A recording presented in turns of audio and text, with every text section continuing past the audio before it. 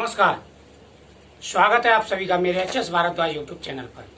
मैं हरिओम शर्मा आज आपको पितृपक्ष से संबंधित 12 जानकारियां दूंगा जो आपको जानना बहुत ही जरूरी है। पितृपक्ष में किन किन बातों का आपको ध्यान रखना है, कौन कौन सी गलतियां नहीं करनी है।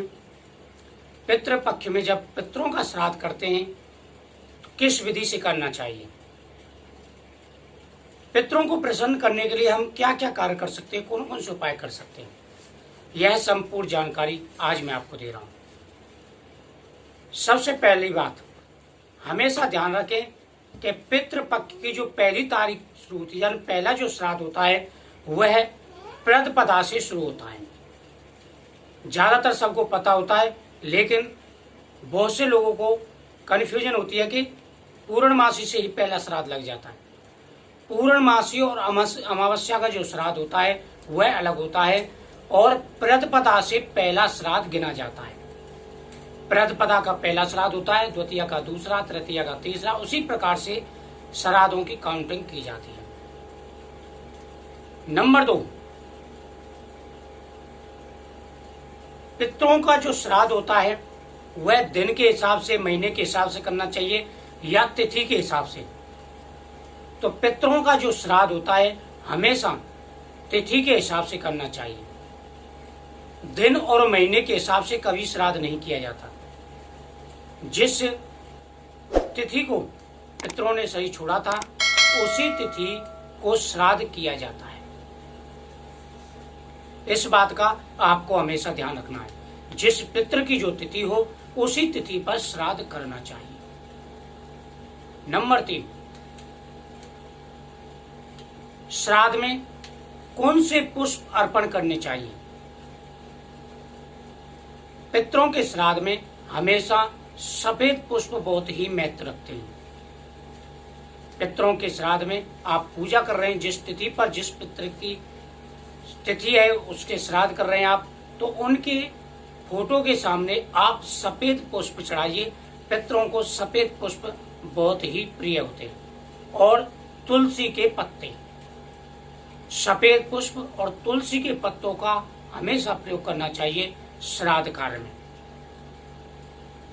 नंबर 4, श्राद्ध वाले दिन सबसे पहले खाना किसको अर्पण करना चाहिए। यह सबसे महत्वपूर्ण बात है।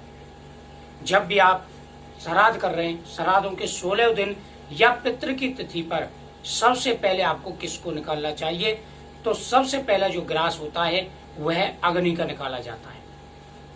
जब भी आप किसी पितृ का श्राद्ध कर रहे हैं या प्रतिदिन 16 दिन भी आप प्रतिदिन खाना बना रहे हैं, तो सबसे पहले अग्नि का अधिकार होता है, अग्नि के लिए ग्रास जरूर निकालना चाहिए।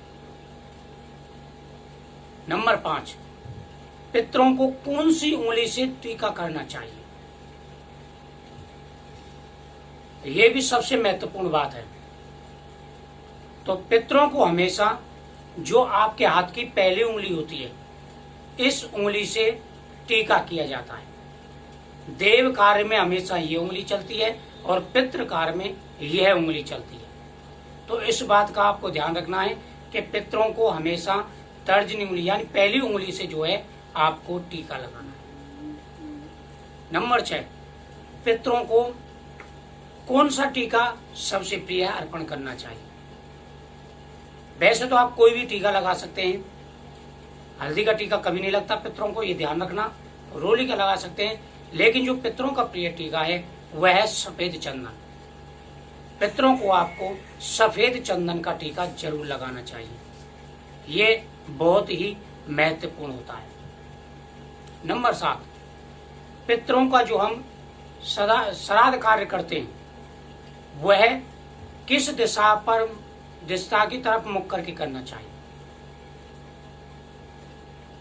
पितरों का जो कार्य होता है हमेशा दक्षिण दिशा की तरफ मुख करके किया जाता है, क्योंकि पितरों का जो भी कार्य होता है, पितरों की जो दिशा होती है वह दक्षिण दिशा होती है। देव कार्य के लिए पूर्व और उत्तर दिशा चलती है और पितृ कार्य के लिए हमेशा दक्षिण दिशा चलती है। तो दक्षिण दिशा की तरफ आप मुख करके सभी पितृ कार्य करने चाहिए। नंबर 8, पितरों को किस चीज से तर्पण करना चाहिए? पितृ हमारे कौन सी चीज से तर्पण स्वीकार करते हैं? तो पितृ कार्य में हमेशा कुशा चलती है। कुशा का जो अग्रभाग होता है उससे पितृ जो है तर्पण स्वीकार करते हैं। अगर कुशा नहीं है तो आप हरी घास से जो है पितृ तर्पण कर सकते हैं। इस चीज का ध्यान रखना है आपको। अगर हरी घास उपलब्ध ना हो तो आप सोने की अंगूठी पहन के भी पितृ कार्य कर सकते हैं। नंबर 9, क्या स्त्रियां पितृ कार्य कर सकती हैं, श्राद्ध कर सकती हैं? तो शास्त्रों के हिसाब से पुरुष को श्राद्ध कार्य करने चाहिए। पुत्र यानी पुरुष के जगह पर अगर उनके बेटे हों, नाती हों तो वह पितृ कार्य कर सकते हैं। अगर ये ना हो तो स्त्री पितृ कार्य कर सकती हैं। नंबर 10, क्या पितरों के प्रति प्रतिदिन तर्पण करना चाहिए और तर्पण कौन सी जगह पर करना चाहिए? तर्पण आप घर में कर सकते हैं, तर्पण आप शिवालय के पास कर सकते हैं, और सबसे महत्वपूर्ण जो स्थान होता है वह है पीपल वृक्ष के नीचे होता है। अगर पीपल वृक्ष के नीचे आप पितृ कार्य करते हैं, तर्पण कार्य करते हैं तो उसका काफी गुना फल आपको मिलता है। नंबर 11, पितृ कार्य में कौन से तिल यूज किए जाते हैं? तो पितृ कार्य में हमेशा काले तिल का प्रयोग किया जाता है। जब भी आप तर्पण करते हैं या संकल्प करते हैं या कोई भी पितृ कार्य करते हैं तो आपको काले तिल का प्रयोग करना चाहिए। नंबर 12, पितरों की अगर तिथि याद नहीं है तो आपको कौन सी तिथि को श्राद्ध कार्य करना चाहिए?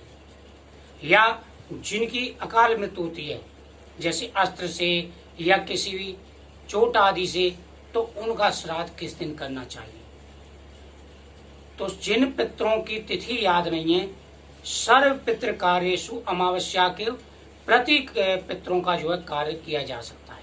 यानी अमावस्या वाले दिन आप भूले बिष्टे सभी पितरों का कार्य कर सकते हैं, और जो चोट आदि भय से जिनकी मृत्यु होती है या अकाल मृत्यु होती है उनका जो श्राद्ध है वह चतुर्दशी तिथि को किया जाता है। तो ये थी 12 जानकारियां जो आपको महत्वपूर्ण है। अगर फिर भी आपको कुछ पूछना हो तो आप कमेंट में बॉक्स में जा करके आप अपना कमेंट लिख सकते हैं, मैं रिप्लाई आपको जरूर दूंगा।